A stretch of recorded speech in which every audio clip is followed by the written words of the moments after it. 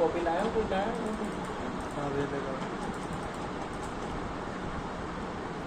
इसमें कुछ TDS के सेक्शन देखो। इसमें सबसे पहली चीज़ है सेक्शन। कौन से सेक्शन में आपका TDS है? नेचर ऑफ पेमेंट है। आप पेमेंट किस तरह का पेमेंट करते हैं वो यहाँ पर आ जाएगा। थ्रेशोल्ड लिमिट है, कितनी लिमिट उसकी होगी कि उसके ऊपर TDS काटना है आपको। इंडिविजुअल है, इंडिविजुअल है, कंपनी और अदर। इंडिविजुअल का मतलब ये है कि कोई पर्सन का अगर TDS काटा जाता है तो वो है कंपनी है या कंपनी या अदर वगैरह बोल सकते हैं। तो उसकी कैटेगरी क्या है? अब इसमें देखो चीज़ समझ लो पहले।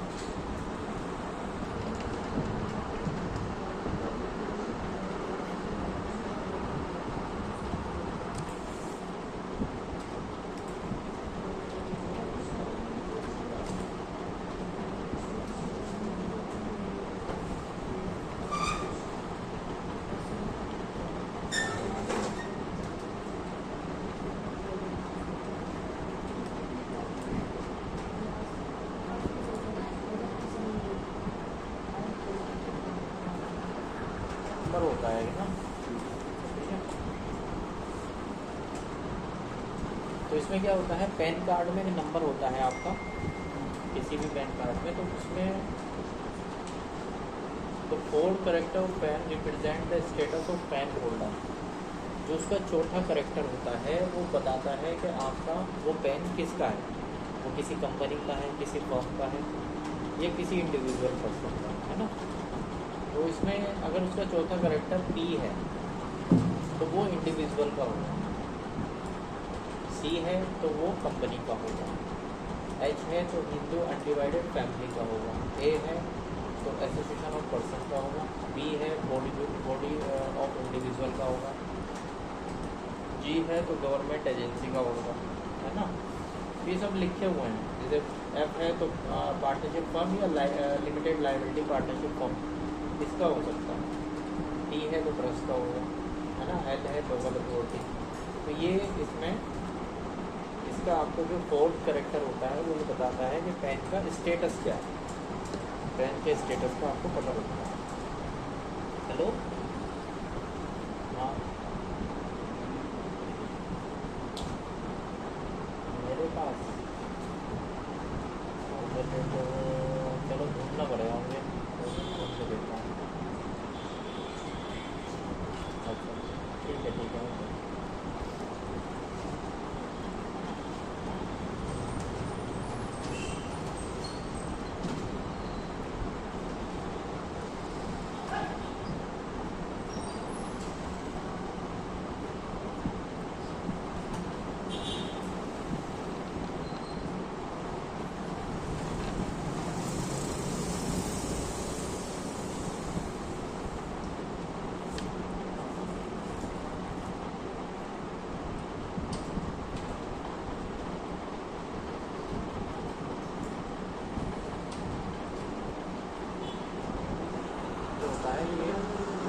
और पैन नंबर का जो फिफ्थ कैरेक्टर होता है, फिफ्थ कैरेक्टर और पैन रिप्रेजेंट का फर्स्ट कैरेक्टर होगा पैन होल्डर, लास्ट नेम और सर नेम, है ना।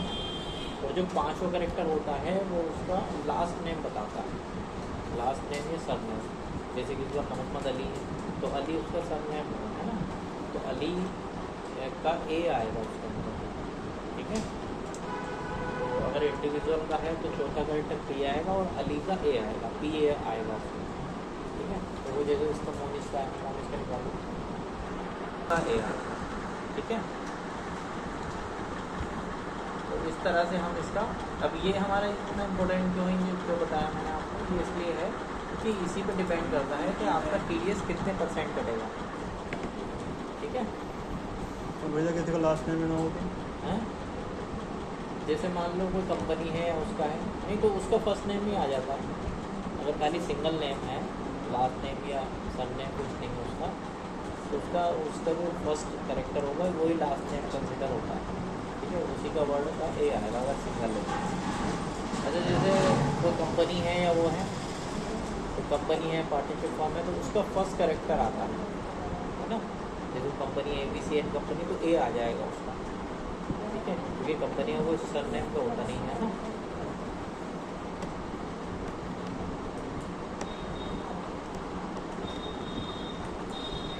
तो ये आपको लिस्ट ये मतलब,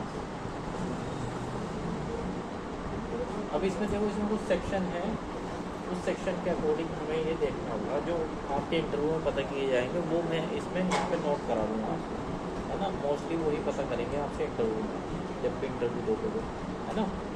वैसे तो बहुत सारे हैं लेकिन इंटरव्यू पर्पज से आपको नोट रखना है, इंटरव्यू वही पता करना। देखो सैलरी का तो हम डिस्कस करेंगे इनकम टैक्स में, जब इनकम टैक्स पढ़ेंगे तो वो सैलरी की डिटेल उसमें आएंगे, वो अलग अलग हिसाब से लगता है।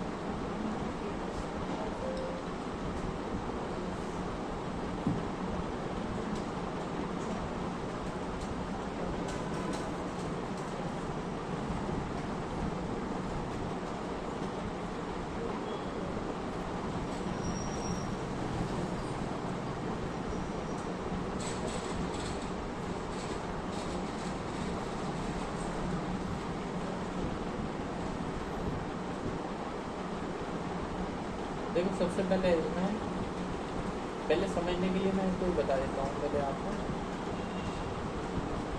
जैसे ये है income by way of winning from lottery stores puzzles card games and other games of many show. मतलब जो गेम खेलते हैं, कोई विनिंग लॉटरी लग गई आपकी या कुछ इस तरह से, या KBC में जीरो पैसा आता है ना, तो उसमें क्या होता है, उसमें लिमिट होती है 10,000 की। 10,000 से ऊपर अगर आप पैसा जीते हो तो उस पर 30% ये TDS काटते हैं, है ना। कितना काटेंगे? TDS 30%। चाहे वो इंडिविजुअल हो या कंपनी, ठीक है। और पैन नंबर नहीं होगा इनके पास तो 30% TDS काटा जाएगा। पैन नंबर नहीं भी है 30% ही काटा जाएगा, ठीक है। अब इसमें जो नोट करने वाला है वो ये है, ये पता किया जाता है, इसका सेक्शन 194C है ना। पेमेंट टू कॉन्ट्रैक्टर, कॉन्ट्रैक्टर को पेमेंट करते हैं। आपको किसी भी तरह का कॉन्ट्रैक्टर है और उसे पेमेंट किया जाता है। Single payment 30,000, aggregate payment 1 lakh. Single payment ये है कि वन टाइम में अगर उसको पेमेंट किया जा रहा है एक ही बार, है ना, तो 30,000 से ऊपर अगर पेमेंट कर रहे हैं आप तो TDS काटेंगे। और इंस्टॉलमेंट में कट रहा है, जैसे 20 पेमेंट कर दिया, 25 कर दिया, 15 कर दिया, ऐसे हो गया। और ऐसे करते करते अगर वो 1 लाख रुपए आपने पेमेंट कर दिया उसका 1 लाख से ऊपर, तो फिर TDS काटा जाएगा। अब 1 लाख से ऊपर जब ये जाएगी अमाउंट तो पूरी अमाउंट पे काटा जाएगा 1 लाख, ऐसे नहीं कि ऊपर वाली अमाउंट पे काटा जाएगा। 1 लाख को छोड़ फिर पूरी पे कटेगा, 1 लाख के हिसाब से कटेगा कितना। अगर इंडिविजुअल है तो 1% और इंडिविजुअल के अदर है कोई भी है तो 2% काटा जाएगा, ठीक है। इंडिविजुअल के लिए 1% और अदर्स के लिए, अदर्स में सब आ गए, company, form, trust, government agency सब आ गया था, उनके लिए 2%। अगर उस इंडिविजुअल यानी किसी के पास पैन का नंबर नहीं है तो उसका 20% काटा जाएगा, पैन कार्ड अगर नहीं होगा, ठीक है। इसके बाद फिर है 194C में ही दूसरी कैटेगरी है नेचर ऑफ पेमेंट की, contractor not cover under 44A। जो 44A में नहीं आता है, अगर ऐसा ट्रांसपोर्टर है, ठीक है, तो उसके लिए सिंगल पेमेंट की लिमिट तो वही है 30,000, एग्रीगेट पेमेंट की लिमिट 75,000, मतलब पार्ट में दिया गया है 25-25 करके दिया गया है और 75 से ऊपर पेमेंट कर दिया गया है तो उस पर TDS काट लिया जाएगा। 1% है इंडिविजुअल के लिए, अदर्स के लिए 2%। पैन नंबर नहीं है तो 20% काटा जाएगा। अब ये कौन से ट्रांसपोर्टर होते हैं? ट्रांसपोर्टर जिनके पास अपनी खुद की 10 से ज़्यादा व्हीकल हैं, 10 से ज़्यादा जो है व्हीकल हैं, इनके पास अपनी गाड़ियाँ खुद की हैं, किसी ट्रांसपोर्टर के पास हायर नहीं है, खुद की हैं, तो वो लोगों का जो है TDS काटा जाएगा। 10 से कम है तो डिक्लेरेशन देते हैं वो लोग कि जो हमारा 10 से कम है तो उनका TDS कम कटेगा, मतलब नहीं कटेगा उसका, है ना। 10 से ऊपर होने पर ही काटा जाएगा, 10 से कम है तो डिक्लेरेशन दे देंगे, उनका TDS नहीं काटा जाएगा, एग्जाम्प्ट हो जाएगा ऐसे ट्रांसपोर्ट को। ये 44 के अंदर आते हैं। कौन सा? 44AE में ये नेचर ऑफ पेमेंट आता है, इनकम टैक्स का सेक्शन है 44AE। जब हम इनकम टैक्स पढ़ेंगे तब आ जाएगा डिटेल में क्या है। TDS का सेक्शन ये 194C। मुझे ये जो आपने बताया आगे जिसके पास 10 गाड़ियाँ होंगी, हाँ, उसका कटेगा ना। 10 गाड़ियों से ज़्यादा, 10 गाड़ियों के कम है तो नहीं कटेगा। फिर वो डिक्लेरेशन होगा, डिक्लेरेशन मतलब स्टाम्प पे लिख के देगा मेरे पास जो है 10 गाड़ियों से कम है और मेरा TDS ना काटा जाए, ठीक है। तो डिक्लेरेशन नहीं देता है तो फिर हम उसका तो यही मान लें कि उसके बाद 10 गाड़ियाँ।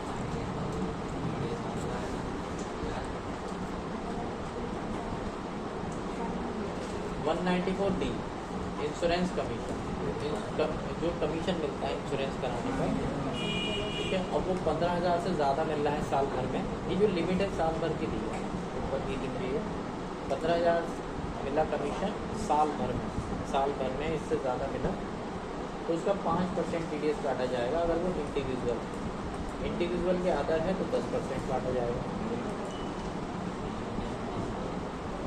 ये 5% जो है ये 15,000 से ऊपर की पेमेंट पर काटा जाएगा, ये पूरे पे काटा जाएगा, जितनी कट्टा पूरे पे है ये, अगर लिमिट क्रॉस हो, ठीक है। जब तक एग्जाम्प्ट है, जब तक 15 तक कमीशन मिलेगा। अच्छा, यहाँ पर 5% है, 5% का मतलब ये है कि आपका इंडिविजुअल के लिए 5% है, अदर्स के लिए 10% है। अगर कोई कंपनी है, ट्रस्ट है, फॉर्म है, उसका 10% पड़ेगा। अगर इन लोगों के पास पैन कार्ड नहीं है, बिना पैन के हैं तो 20% का। ठीक है। तो एक ये 194C वाला क्वेश्चन आपसे किया जा सकता है, ये जो है ध्यान रखना। इसके अलावा दूसरा पेमेंट है आपका ये वाला, कमीशन और ब्रोकेज, ये किया जाएगा। 194H सेक्शन है इसका, और ये कमीशन और ब्रोकेज पेमेंट है, पेमेंट नेचर ऑफ पेमेंट। 15,000 का इसका थ्रेशोल्ड लिमिट है। TDS जो कटेगा 5% है इसका, दोनों में ही इंडिविजुअल हो या एक्चुअल, सबके लिए 5% ही है। पैन नंबर ना होने की कंडीशन में 20% काटा जाएगा। तो ये भी याद रखना है 194H। हेलो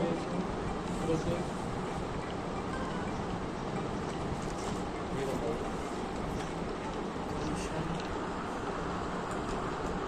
नेक्स्ट है इसमें 194I, ये भी नोट करने वाला है ना। 194I रेंट के लिए होता है, नेचर पेमेंट रेंट। अब रेंट दो तरह के हो सकते हैं इसमें, दो तरह के रेंट हो सकते हैं। कोई है प्लांट एंड मशीनरी, और दूसरा रेंट है लैंड और बिल्डिंग, फर्नीचर एंड फिक्चर। तो यहाँ पर 2,40,000 का जो लिमिट है, दोनों के लिए लिमिट सेम है ना, लेकिन TDS के परसेंटेज में चेंजेस है। जो प्लांट एंड मशीनरी रेंट पे दी जाती है उस पर 2% TDS काटा जाएगा, और लैंड और बिल्डिंग के पेमेंट्स पे 10% TDS काटा जाएगा, दोनों कैटेगरी में, इंडिविजुअल अदर्स के लिए, है ना। पैन कार्ड ना होने कंडीशन में 20% TDS काटा जाता है, ठीक है। तो ये इसमें ध्यान रखना है। ये कट्टा ऐसे है कि जैसे किसी ने अपनी प्लांट एंड मशीनरी रेंट पे दे दी या बिल्डिंग रेंट पे दे दी, है ना। अब पेमेंट कौन करेगा? जिसने किराए पे लिया है। तो जिसने किराए पे ली है वो जब पेमेंट करेगा वो TDS काटेगा, ठीक है। हाँ, जो पेमेंट देता है वो TDS काटेगा, ठीक है। जो पेमेंट रिसीव कर रहा है उसका वो TDS नहीं काटेगा सामने वाला, ठीक है, समझना है। जो पेमेंट देगा किसी भी कंडीशन में, ऊपर हो या नीचे, कोई से भी है, वो TDS काटेगा। तो 194I ये इसका रेंट का हो गया। इसके बाद ये वाला क्वेश्चन भी दिया जाता है 194J का, फीस फॉर प्रोफेशनल और टेक्निकल सर्विसेज, है ना। तो फीस फॉर प्रोफेशनल और technical services is spent is engage in the business of operation of call centre. तो कॉल सेंटर चलाता है ना, या कोई अदर कोई ऐसी सर्विस है जो टेक्निकल सर्विसेज में आ रहा है, तो उसका थ्रेशोल्ड लिमिट 30,000 रुपये है, और TDS का जो परसेंटेज है वो 2% है। कॉल सेंटर का अगर कोई पेमेंट कर रहा है, कौन करेगा कॉल सेंटर? तो कंपनी ने अपने लिए कॉल सेंटर हायर कर दिया, तो उसके जो इश्यूज हैं, जो कंप्लेंट है, वो आप उस कॉल सेंटर पर कर सकते हैं। तो कॉल सेंटर वाले वो अपने चार्ज करते हैं कंपनी को, तो कंपनी को जो चार्ज करेंगे कंपनी पेमेंट देगी, तो वो पेमेंट 2% काट के करेगी, है ना। 30,000 से ऊपर अगर पेमेंट हो रहा है तो 2% काट के करेगी। इन ऑल अदर केसेस में 10%, जैसे मान लो CA को हायर किया, CA का पेमेंट करना है आपको, ऑडिट किया आपका, CA का पेमेंट करना है, लॉयर का पेमेंट करना है, तो ये प्रोफेशनल सर्विस में आते हैं ना। तो ये डॉक्टर, तो ये प्रोफेशनल सर्विस में आएंगे, तो इनसे 30,000 से ऊपर का अगर पेमेंट कर रहे हो आप तो 10% TDS काटा जाएगा। 10% TDS काट के आप CA को पेमेंट करोगे, या लॉयर को या डॉक्टर को पेमेंट करोगे।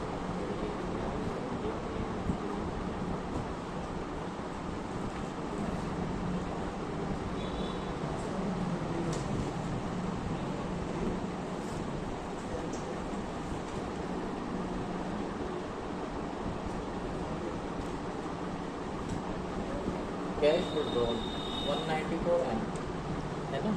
कैश विड्रॉल यानी पैसा निकालो। पैसा कहाँ से निकालोगे आप? बैंक से, ठीक है। तो बैंक भी TDS काटता है, बहुत कुछ सुना होगा हमारा TDS कट गया, पैसा कट गया, है ना। तो जो TDS कटता है किस कंडीशन में कटता है? तो ये है, if a person default in of return 20 lakh, if no default in marriage filing और 1 करोड़। देखो इसमें दो तरह की लिमिट है, उसके परसेंटेज अलग अलग है। अगर मान लो किसी की रिटर्न फाइल नहीं है, पिछले मान लो या ऐसे मान लो पहले किसी ने अपनी रिटर्न फाइल करता है, कौन सी रिटर्न? Income tax return. 3 साल की किसी ने इनकम टैक्स रिटर्न अपनी कंटिन्यू भर रहा है ना, तो उसके लिए लिमिट कितनी होगी? 1 करोड़ साल भर, 1 करोड़ तक कैश निकाल सकता है, ठीक है। 1 करोड़ से ऊपर निकालेगा, TDS कटेगा 2%, ठीक है।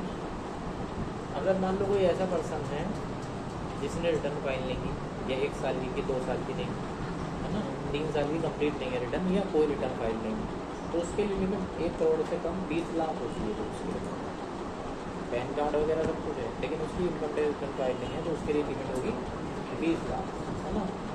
अब 20 लाख से ऊपर अगर उसने विड्रॉ किया कैश बैंक से, तो 2% काटेगा वो, है ना। और अगर ये विड्रॉ 1 करोड़ से ऊपर तक पहुंच गया, तो फिर कटेगा उसका 5%, ठीक है। 1 करोड़ से ऊपर पहुंच गया इसका 20 लाख वाले का, तो फिर 5% काटा जाएगा उसका TDS, बैंक काटेगा, है ना, ठीक है। तो ये सब कुछ इस तरह से होता है।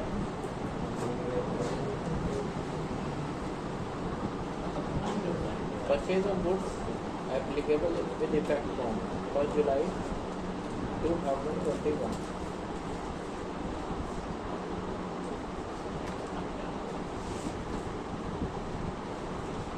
ठीक है। तो यहाँ पर क्या है, यहाँ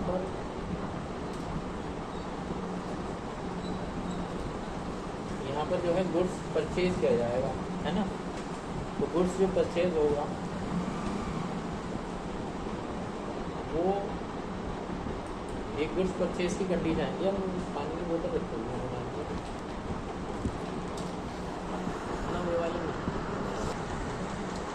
परचेज ऑफ गुड्स, अगर आपने गुड्स परचेज किया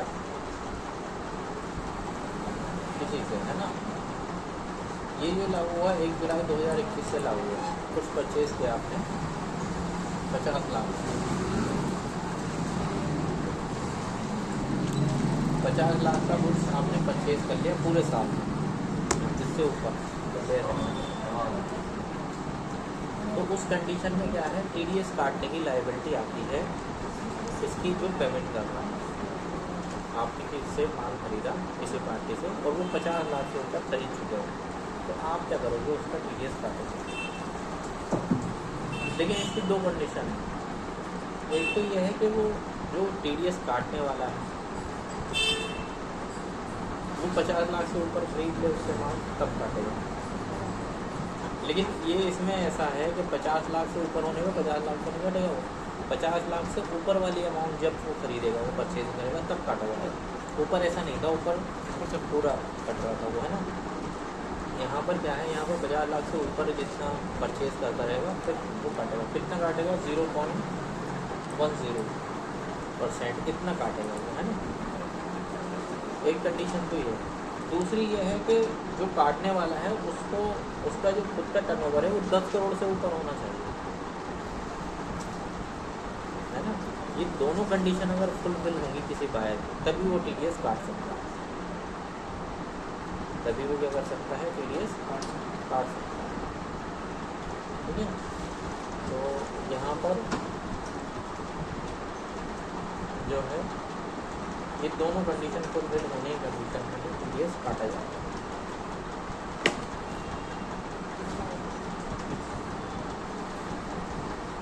तो बस ये है, ये कुछ आपको नोट करने होंगे, इसमें नोट कर लेना है।